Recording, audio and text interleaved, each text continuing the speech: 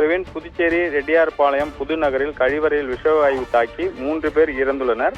அது சம்பந்தமாக அவங்களுக்கு நிவாரணம் வழங்கப்பட்டுள்ளது. இது சம்பந்தமாக பொதுமக்கள் தொடர்ந்து போராட்டம் ஈடுபட்டு வருகின்றனர். அவர்களோட கோரிக்கை நிரந்தரமாக அந்த கழிவுநீர் சுத்திகரிப்பு ஆலையை அகற்ற வேண்டும். கழிவுநீர் அந்த பைப் லைனை மாற்றி அமைக்க வேண்டும்.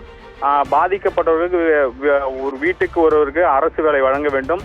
நிவாரண தொகையை உயர்த்தி வழங்க வேண்டும் உள்ளிட்ட பல்வேறு கோரிக்கைகளை வலியுறுத்தி போராட்டத்தில் ஈடுபட்டு வருகின்றனர். இது சம்பந்தமாக நேற்று அவர்களுக்கு நல்லடக்கம் செய்யப்பட்டது. தொடர்ந்து இன்று அந்த பைப் லைன் சரி செய்யும் பணி இன்று நடைபெற உள்ளது. அது மட்டுமல்லாத பள்ளிகளுக்கு விடுமுறை விடப்பட்டுள்ளது. அந்த பகுதியில் இயங்கும் பள்ளிகளுக்கு 17ஆம் தேதி வரை பள்ளிகளுக்கு விடுமுறை அறிவிக்கப்பட்டுள்ளது. அது மட்டுமல்லாத இன்று விஷவாயு தாக்கி அந்த ஒரு புஷ்பராணி என்ற இன்னைக்கு மயக்கம் ஏற்பட்டாங்க. அவர்கள் உடனடியாக மருத்துவமனைக்கு கொண்டு சென்று அவருக்கு சிகிச்சை அளிக்கப்பட்டு இப்பொழுது உடல்நிலை சீராக உள்ளதாக அறிவிக்கப்பட்டுள்ளது. அது மட்டும் இல்லாத தொடர்ந்து இதே முறை மயக்கம் ஏற்பட்டதை தொடர்ந்து பதட்டமான சூழ்நிலை ஏற்பட்டுள்ளது. அவர்களுக்கு சமையல் செய்யக்கூடாது, கழிவறை பயன்படுத்தக்கூடாது என்று மீண்டும் தடை உத்தரவு பிறப்பிக்கப்பட்டுள்ளது. இருந்த போதிலும் அந்த பகுதி மக்கள் சிரமத்துக்கு உள்ளனர்.